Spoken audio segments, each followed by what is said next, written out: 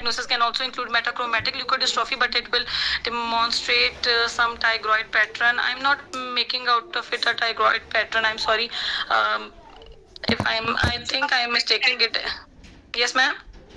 तो final diagnosis आपका?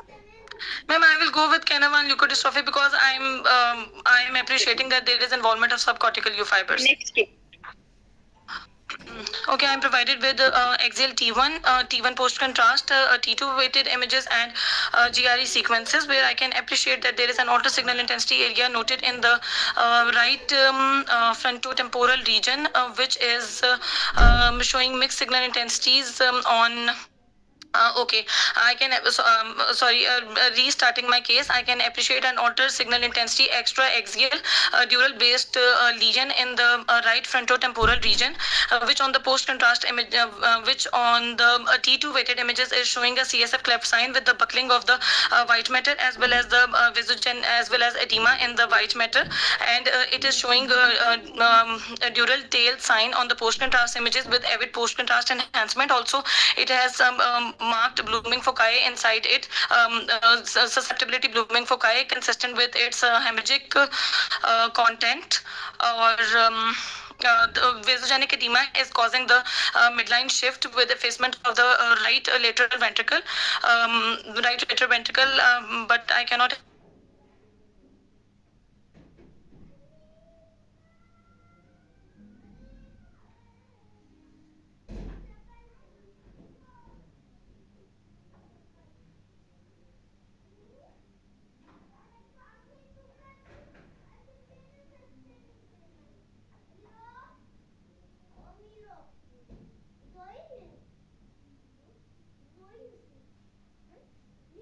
So I think I will go with the meningioma with hemorrhage or calcified meningioma, because the calcification also shows blooming artifact.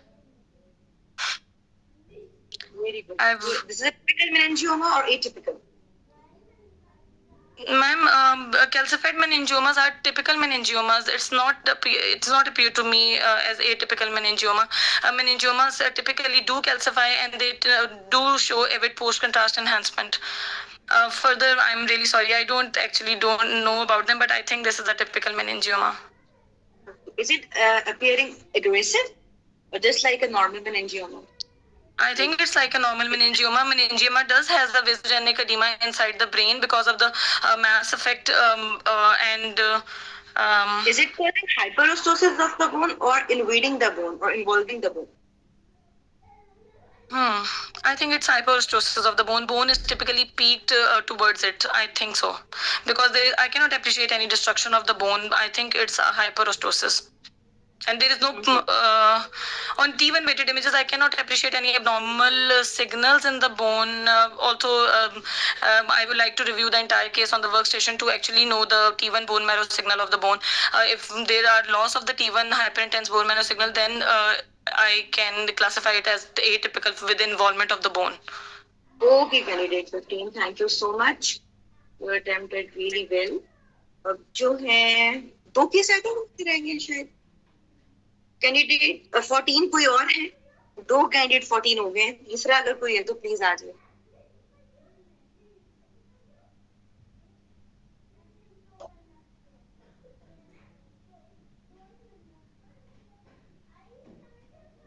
दो cases हमारे भी रहते हैं.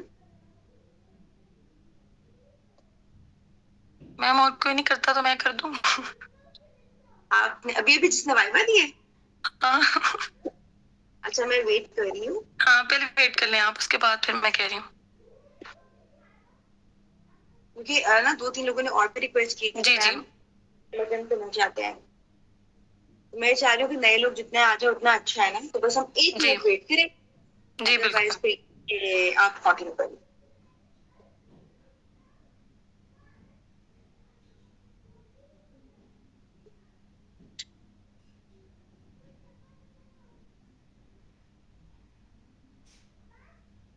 Audience इतनी अच्छी ऑडियंस है मेरी, इतनी बड़ी ऑडियंस है. उनमें से कोई जियाला आना चाहता है तो प्लीज आ जाए. मैं आना चाहता हूँ. जिन्होंने पहले अटेम्प्ट नहीं किया ना, उनमें से कोई एक आ जाए। देखिए कुछ भी नहीं हो रहा, हम सीख ही रहे हैं ना, मैं भी सीख रही हूँ आप लोगों के साथ, आप भी सीख रहे हैं।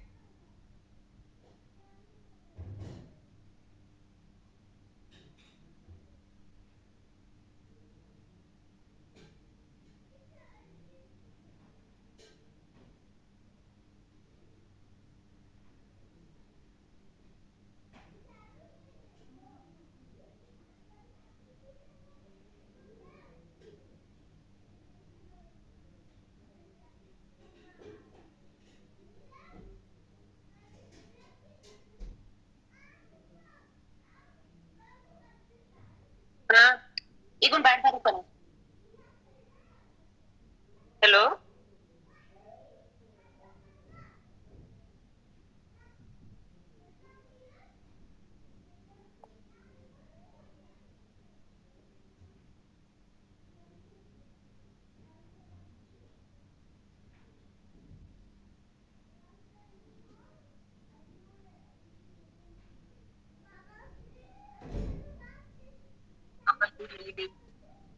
मैडम मैं कर लूं? मैडम मैं करूँ?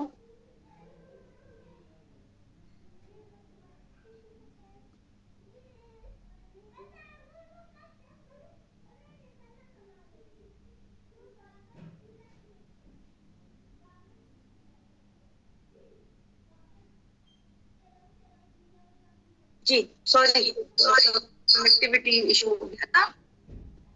अच्छा मैं मैडम मैं करूँ?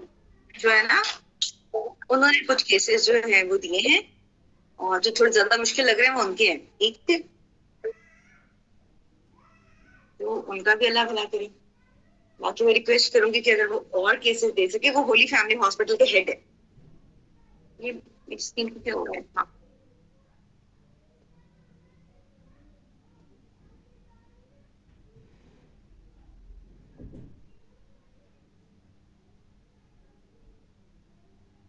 स्क्रीन शेयर हो रही है ना सबके साथ? जी मैडम, अभी नहीं है। जी आप अब, मैडम मैं आपको मैसेज किया था डॉक्टर श्री का। अच्छा अच्छा, सॉरी सॉरी, मतलब मैं ये नहीं कहना चाह रही थी, मैं पूछना चाह रही थी कि नया कैंडिडेट है ना? जी मैडम, एक दिन पहले किया था अटेम्प्ट, उसके बाद नहीं किया था। जहाँ आप पहले कर चुकी हैं, ठीक है, बस अब अल्लाह का नाम है, आप कर ले, और आप क्या करें। ये स्क्रीन नहीं शेयर हो रही ना, ये क्या मसला आ गया है?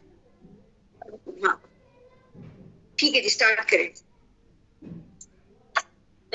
These are multiple contrast enhanced images, CT axial slices at the level of the neck region and at the level of the in the region of the larynx and the multiple axial slices of the CT chest mediastinal window. So in these given images, I can see there is some abnormality, and there is a thickening is noted in the region of the in the region of the subtotic region along the left side, which is showing some heterogeneous enhancement, and further in this given image, I can see there is on axial slices of the lung window. I can see there is multiple there is some lymph nodes, enlarged lymph nodes, which are noted in the left hilar region with areas of calcification. However, I can also appreciate there is some heterogeneous soft tissue density mass, which is noted involving the left lung, and I can also appreciate there is a pleural thickening, which is noted in the left apical region, and the pleural based small nodular, which is also appreciated in this given images. So, summing up my findings,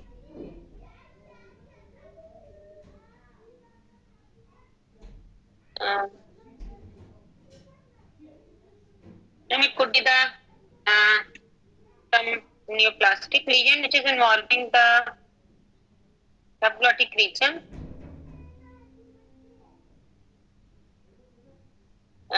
with the metastatic lymph nodes in the hilar region, सही. and pleural paste nodule, which is also could be the metastatic, and further इस level पे जो first flow अगर आप देखें, इस level पे कौन स्ट्रक्चर होता है जो इस इन्वर्टेड वी के इनर साइड पे पड़ा होता है, वो क्या होता है जो आपको नजर भी आ रहा है, जिसका मसला बता रही हूँ? जी मैडम, क्या होता है ये स्ट्रक्चर क्या है? ये बिलो से आ रहे हैं लेरिंग से.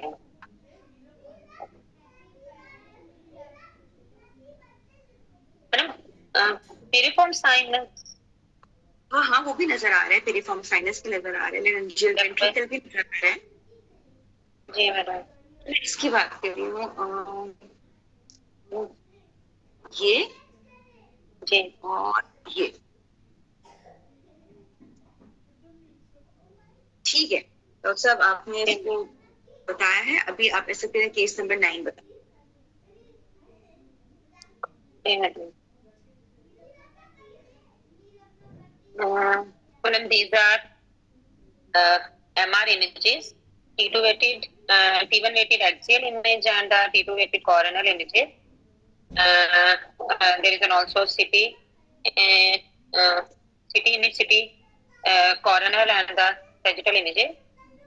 So, in these T1 images, I can appreciate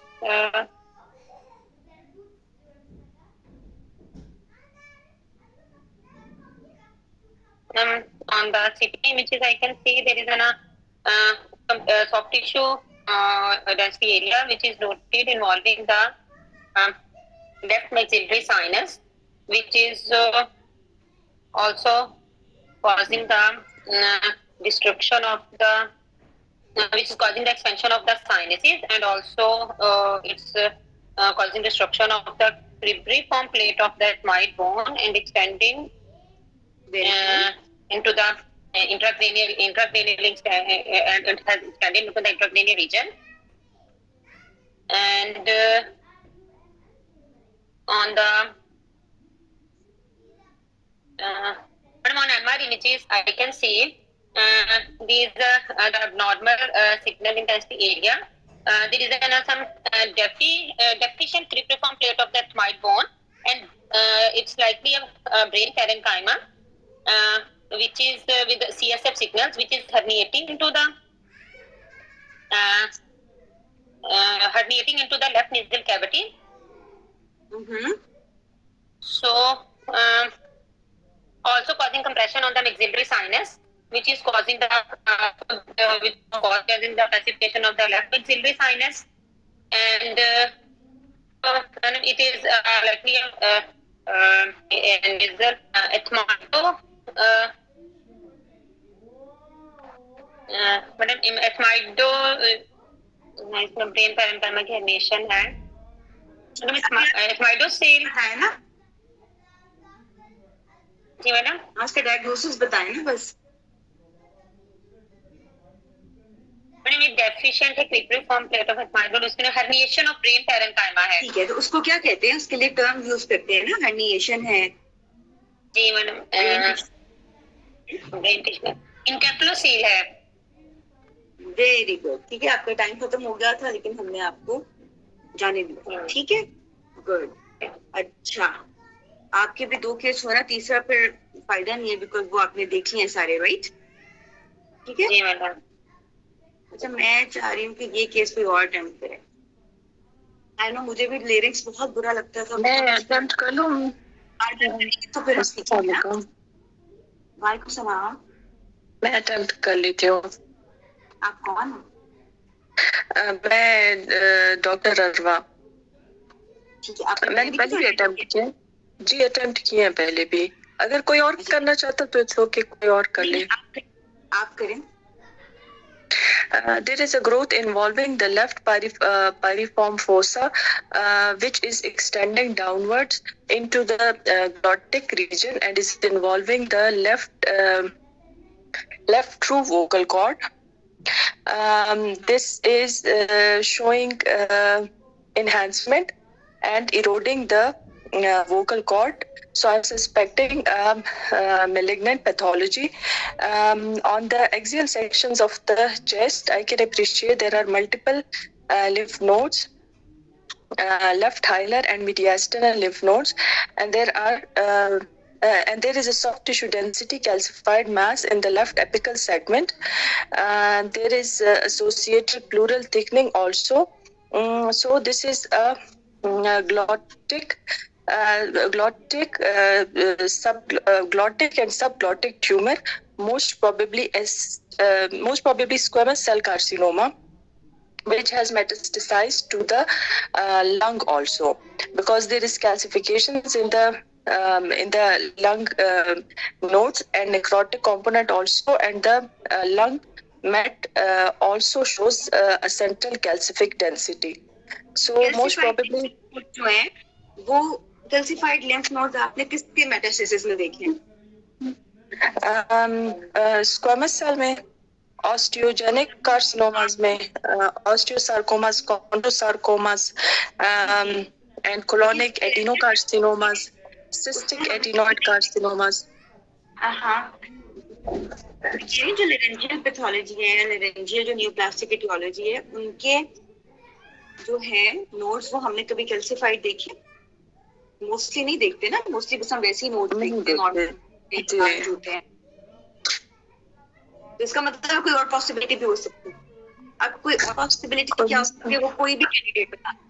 madam मैं बताऊं? मैडम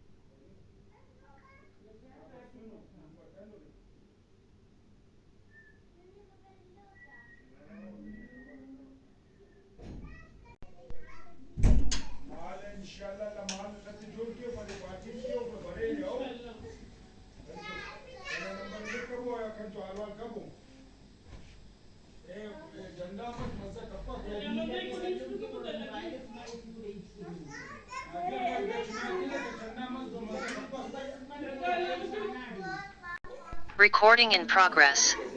जी मैम, मैं ये कह रही थी कि ये लिम्फ नोड्स है, लेकिन जरूरी नहीं कि ये मेटास्टैटिक हो। वैसे भी कैल्सिफाइड लिम्फेडेनोपैथी होती है, that is involving the phrenic nerve या जो रिकरेंट लेरेंजियल नर्व होती है, जिसकी वजह से वोकल कॉर्ड पैरालिसिस है, साइड के ऊपर कोई ग्रोथ नहीं है। Very good. और ये वॉशिंग मशीन आपकी हुई है, ठीक है ना? आपने थैंक यू वॉशिंग मशीन आप ले गई हैं, वेरी गुड। आपने बहुत अच्छे इसको बताया, मतलब फाइंडिंग सब पकड़ रहे थे, लेकिन वही बात है कि लेरेंस मुझे तो मुश्किल लगता था, पता नहीं आप लोगों को लगता है कि नहीं, लेकिन बाकी मुझे मुश्किल लगता था। तो वो सबने मेलिग्नेंसी से ही कंफ्यूज किया, बिकॉज केसेस हमने ऐसे ही देखे होते हैं। लेकिन ये सिंपल लेफ्ट वोकल कॉर्ड जो है, ट्रू वोकल कॉर्ड, उसका पैरालिसिस है, ठीक है। और जो नीचे लिम्फ एडिनोपैथी, और थोड़ा सा अगर आप देखो तो लेफ्ट लंग जो है ना, वो थोड़ा सा मतलब उसका वॉल्यूम लॉस भी है कंपेयर टू राइट, मतलब इतना नजर तो नहीं आ रहा लेकिन लग रहा है। और ये जो कैल्सिफिकेशन है, ये कैल्सिफाइड लिम्फेडिनोपैथी है, और कोई पुराना मसला चल रहा था, most likely TB in our country, ठीक है, जिसने फ्रेनिक नर्व जो है वो उसको प्रेस कर दिया, फ्रेनिक नर्व के सॉरी रिकरेंट लेरेंजियल नर्व को, जिसकी वजह से वोकल कॉर्ड जो है वो पैरालिसिस हो गया, ठीक है। That was the case. आज का सेशन थोड़ा लंबा हो गया, अब हम जल्दी से वापस आते हैं और ये केस डिस्कस कर लेते हैं, ठीक है। फर्स्ट क्या था जी, इसका आंसर लिखें चैट में।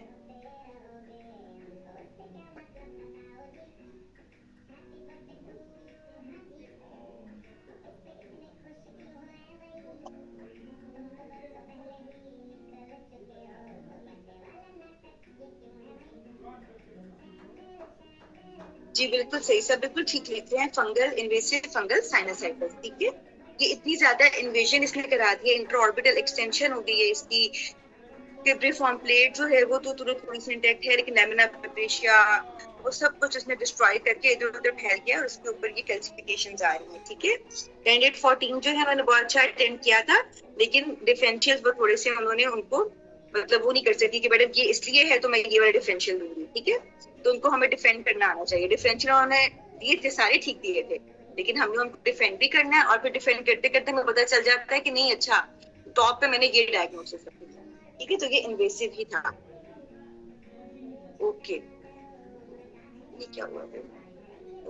नेक्स्ट जो था, बताइए क्या है?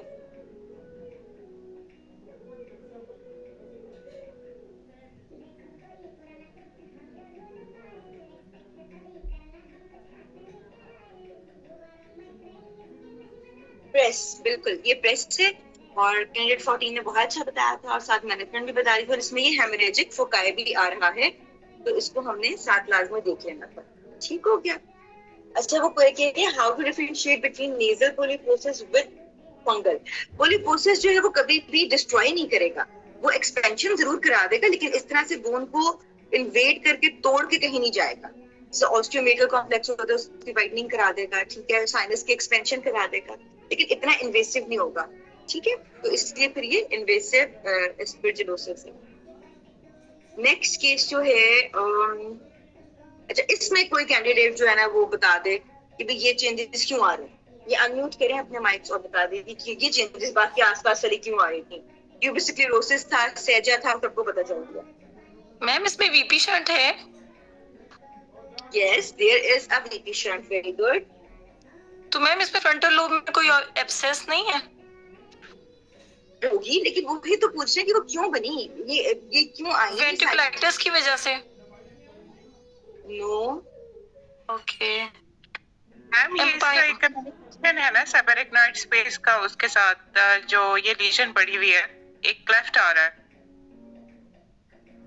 जी, तो वो क्लेफ्ट की वजह से ये जो कम्युनिकेशन है, मैं ये कह रही हूँ। पोस्ट ऑपरेटिव क्या ऑपरेट किया होगा इसका?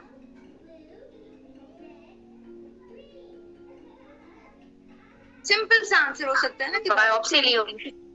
यस, ठीक है, बायोप्सी लेने की कोशिश की होगी, जिसकी वजह से ये सारा जो है ना उसको इन्फेक्शन हो गया है, सुपर इम्पोज, और ये कलेक्शंस बन गई हैं, ठीक है। तो ये सब हमने खुद से कोरिलेट करना होता है। जब चेंजेस नजर आ रहे हैं तो वो मतलब ठीक है, बेचारे को पहले ही सहज है, फिर कुदरत इतनी भी जालिम नहीं होगी कि अब उस बेचारे का एक्सीडेंट भी करा दे, मतलब होता होगा ऐसा। लेकिन हमारे सिनेरियो में बीपी शंट भी नजर आ रहा है, फिर एक ट्यूमर पड़ा है, तो वो ट्यूमर की हो सकता है ना उन्होंने बायोप्सी लेने की कोशिश की हो कंफर्मेशन के लिए, या मे बी ये ट्यूमर ही रिकरेंट हो, ठीक है। वैसे इसमें यही हिस्ट्री थी कि उनकी सर्जरी हो गई थी और दोबारा से इनको ये ट्यूमर रिकरेंस हुई थी, और फिर इसकी वो बायोप्सी लेने की वो कोशिश कर रहे थे, ठीक हो गया, और उसके बाद ये सब कुछ हो गया। नेक्स्ट केस नंबर 4 किसने बताया था? कैंडिडेट 15 ने बताया था जी।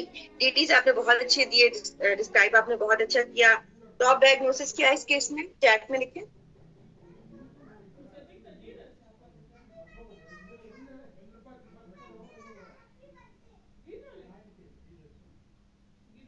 जी, एडम है, ठीक है। देखिए एमएस जब आपको दिखाएगा ना तो वो बिल्कुल आपको दिखाएगा परपेंडिकुलर होंगे अलोंग द एक्सिस, ठीक हो गया। फिर वो कॉर्पस कैलोजल इन्वॉल्वमेंट दिखाएगा, उसके लिए वो आपको सजिटल सेक्शन भी लास्ट में दिखाएगा।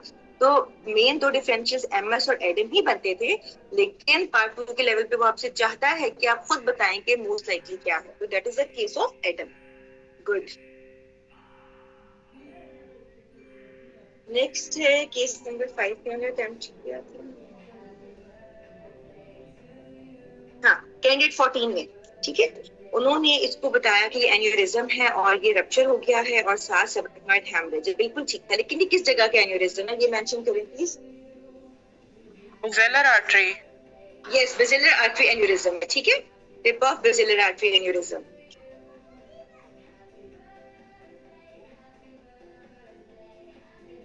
और ये केस जो है ये कैंडिडेट 15 ने बताया था, दूसरी वाली कैंडिडेट 15 ने, ठीक है, नहीं एक ही ने बताया था। उन्होंने सब कॉर्टिकल व्यू फाइबर्स की इन्वॉल्वमेंट बताई और फिर सब कुछ इसको केस को बड़े अच्छे से उन्होंने क्लोज किया। Yes, that is a case of Canavan disease, okay. और इसमें हम वही है कि NAA पीक जो है वो देखते हैं और सब कॉर्टिकल व्यू फाइबर्स की इन्वॉल्वमेंट होती है, बाकी उन्होंने सब बता दिया था। ये उन्होंने बताया कि मेनिंजियोमा है, मैं सुनना चाह रही थी, मैं उनको लेके भी जा रही थी उस तरफ, that is an atypical meningioma, लेकिन गई कि नहीं नहीं ये टिपिकल ही है, ठीक है। तो आपने इतने अच्छे स्टेशन अटेम्प्ट किए और एंड पे जाहिर बात है फिर एग्जामिनर का दिल किया कि वो आपकी मदद करे, तो फिर ये एटिपिकल मेनिंजियोमा है, सही है। क्योंकि देखो जो आपकी है ना बोन, उसका जो इनर टेबल है वो उसको इन्वेड कर रही है, उसमें भी सिग्नल्स आ रहे हैं, ठीक है। That is not simple hyperostosis, it is involvement of the bone by the tumour. Ma'am ये हेमेंजियोपेरिसाइटोमा भी हो सकता है। जी बिल्कुल बिल्कुल हो सकता है, लेकिन वो थोड़ा सा और ज्यादा एग्रेसिव होगा, इससे और ज्यादा डिफरेंशियल्स में हम देंगे, लेकिन वो और ज्यादा एग्रेसिव हो जाएगा, ठीक है। एटिपिकल मेनिंजियोमा जो है उसमें हम उसको रखेंगे WHO ग्रेड, जिनको हम थोड़े से एग्रेसिव लुकिंग होते हैं उनको हम एटिपिकल मेनिंजियोमा बोलते हैं, ठीक है। ये तो हमने बहुत अच्छे से इसको डिस्कस कर लिया, अब इंशाल्लाह सबको याद भी रहेगा, ठीक है। वोकल कॉर्ड्स की एनाटॉमी वो जब देख लें, और जब पैरालिसिस होगा तो वो कैसी होती है। अब देखिए ना, अब उसमें लेफ्ट साइड का मसला है, ठीक है। ये फ्लैसिड सी हो गई, थोड़ी सी पैरामीडियन लोकेशन की तरफ आ गई है, ठीक है, और बिल्कुल एबडक्टेड नहीं है, फ्लैसिड है, तो इट मींस कि लेफ्ट साइड की जो है वोकल कॉर्ड उसका पैरालिसिस हो गया है। और पेरिफॉर्म साइनस जो है वहां पे वो मतलब डायलेट हो गया है, लेरेंजियल वेंट्रिकल जो है उसकी डायलेटेशन हो गई है उस साइड पे। तो these are all the science of vocal cord paralysis. तो ये लेफ्ट वोकल कॉर्ड पैरालिसिस था और वजह हमने इसको डिस्कस कर लिया। 9th केस जो है वो कैंडिडेट डॉक्टर सुनिया ने बताया था और उन्होंने बिल्कुल ठीक बताया, that is a case of encephalocele, ठीक है। तो ये फ्रंटो एथमोइडल एनसेफेलोसील का केस है। और बस आज का सेशन थोड़ा लंबा हो गया, लेकिन अच्छा था, आई होप आप लोगों को समझ आई होगी। और डॉक्टर नासिर के उसमें से कुछ केसेस थे, ठीक है, जो उन्होंने दिए थे, ये स्पेशली ये वाला, वो होली फैमिली के हेड है, तो उनके लिए भी दुआ कीजिएगा कि अल्लाह उनके लिए भी आसानी करे। बाकी मैं उनसे रिक्वेस्ट करूंगी कि और भी कुछ अच्छे केसेस हैं तो हमारे साथ शेयर करें। कल इंशाल्लाह हमारा लास्ट सेशन होगा जो कि वुमेन इमेजिंग और ट्रीट्स पे है। कल मिलते हैं इंशाल्लाह, ठीक है। Excuse me ma'am, ma'am please case 8 और 9 की डायग्नोसिस रिपीट कीजिएगा। 8 is left-sided vocal cord paralysis due to calcified lymphadenopathy.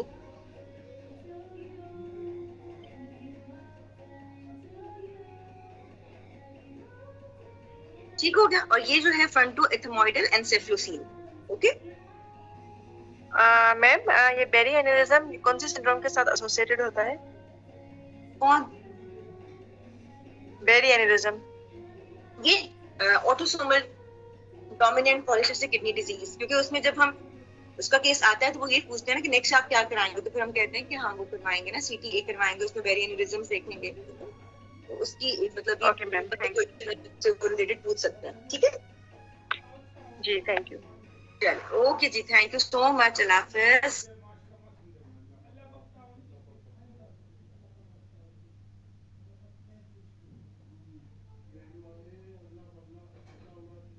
Recording stopped.